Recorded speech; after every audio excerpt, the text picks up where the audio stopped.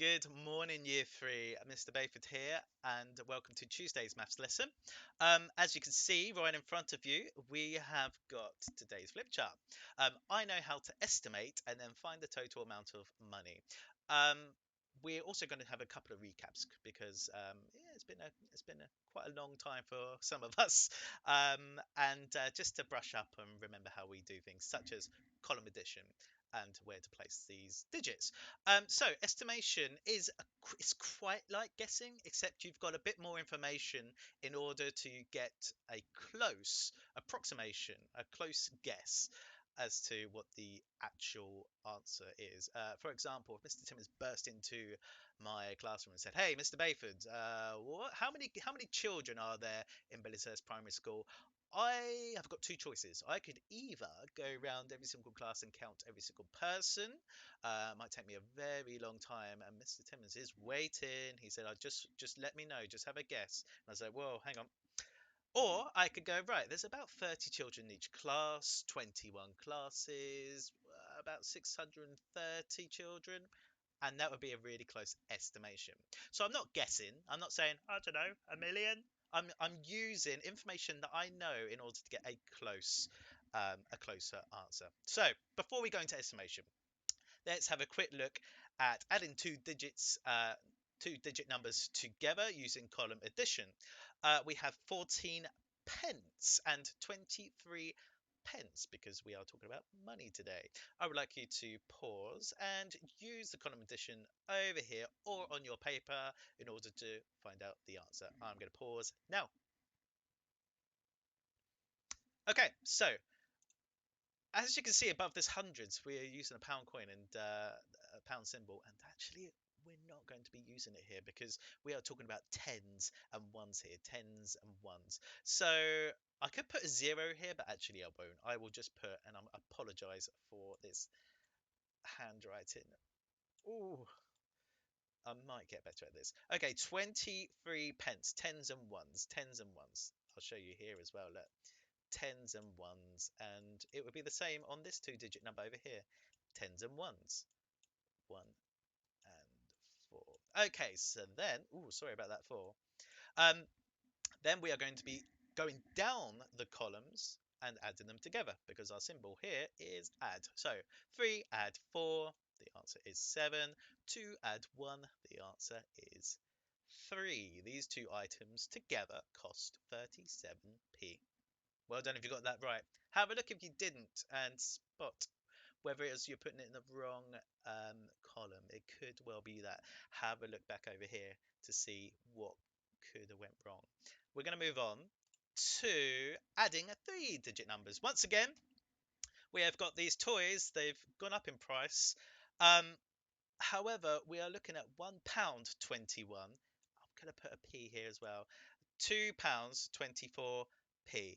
Um, just as a little reminder, £1 equals 100 pence. It's the same. So £1 21 is effectively 100. Oh, I'm so sorry about that.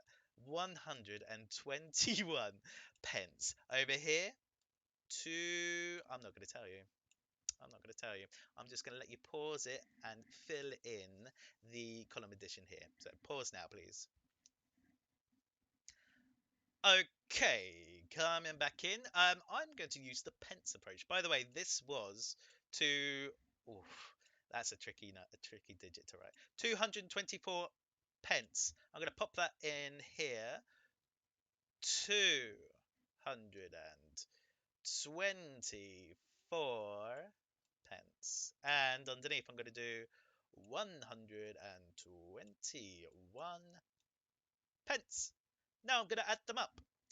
4 add 1. Please always start on the ones. You never know if you need to exchange. 4 add 1. We have got a 5. 2 add 2. We have got a 4. And 2 add 1. We have got a 3. So the answer is £3 45 or 345 pence. It's the same thing. You may have been able to have done that um, mentally. You might have noticed that actually they're all quite small numbers and none of them will need exchanging. So you could have done that in your head. And if you did, Bravo, well done. It's always handy to check afterwards, especially if we're recapping, but well done.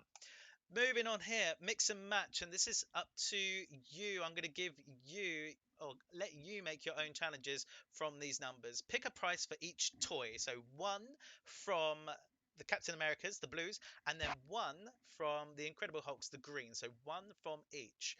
Um, you're going to be estimating how much they will be and then finding the total. So I recommend when we round, which means go to the nearest five or zero. Well, that's what I was going to say. I recommend going to the nearest five or zero, whatever's closest.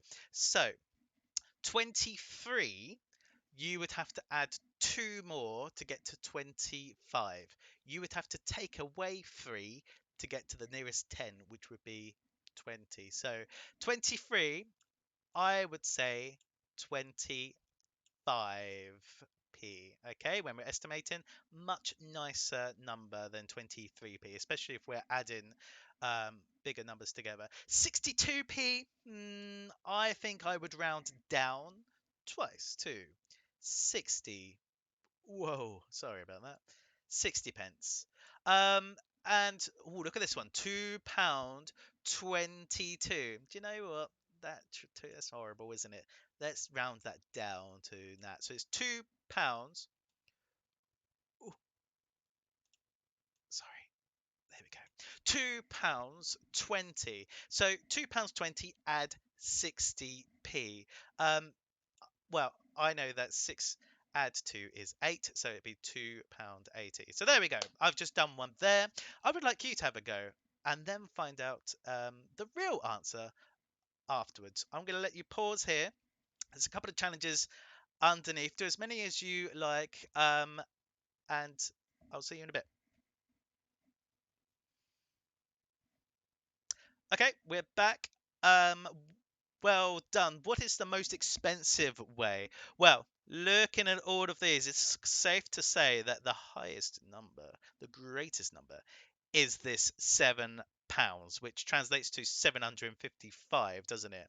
The next nearest would be 623. So yeah, that is the most expensive Captain America.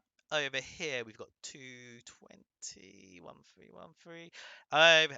Look, this is the only £3 one. We don't even have to look at the tens and ones in any of them actually, because this is the highest, the greatest uh, value of pounds. 3. Therefore, the most expensive way would be £7.55 at £3.41. The cheapest way, so with the least amount of money you would need to pay, would be, well, looking over here, we've got two numbers with two digits. It can't be any of the three digits. It must be these two. And looking at the tens, 2 is less than 6. We don't even need to look at the ones because we know that 2 is less than 6 over here. Well, there's only one digit number. There it is. It has to be the cheapest. It can't be anything else. So 23p add 5p would be the cheapest way using the least amount of money. Next, little Jimmy is in a hurry. His mum has asked him to have a quick look at a few items' prices. Remember, we are rounding to the nearest 10 or the nearest 5. Let's have a quick look at the T-Rex here. £1 and 1p. What would be much easier on that one? 49p. What would be easier than saying or adding 49? Same with 99. What would be easier?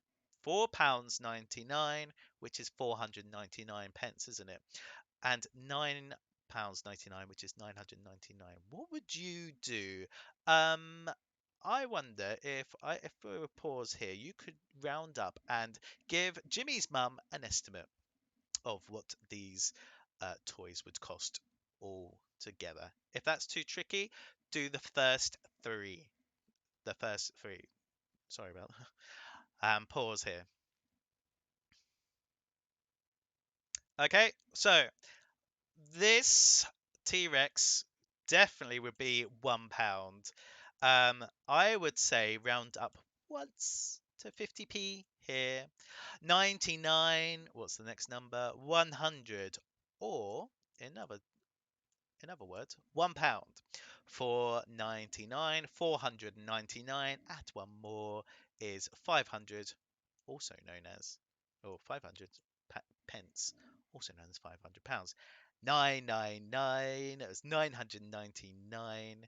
We would add one more to make it 1,000 pence or £10. Can you see why we use pounds now? Um, so we have 10 add 5, which is 15, add 1, 16, add 1, 17, add 50p, £17 50. Be careful because that is effectively £0 50p. So just be very careful. I hope you didn't get tricks there. And moving on to the last part of today's lesson, estimating. I would like you to estimate these using your rounding skills now. Round to the nearest 0, the nearest 10, or round to the nearest 5, whatever's easiest. Looking at the first one straight away, 9 add 9 add 19. We can go to 10p and instantly make it 100 times easier. So get up to where you're comfortable, challenge yourself, see if you can go a few more than perhaps what you could or feel like you can. Um, don't let the fact that I am here and you're there stop your motivation. I would love you to get right to the bottom. You've got support around you. I'm at the end of an email. I'm here for you as well, as are all your year 3 teachers. Let's see how far you can get. It's a challenge. We are estimating, so we're not guessing out the blue. We are rounding up and rounding down, and I feel that we can all give this a really, really good go.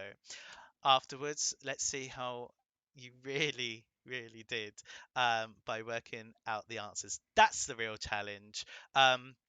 Really only do that if you feel that you absolutely can, because this is only Tuesday and day one of maths.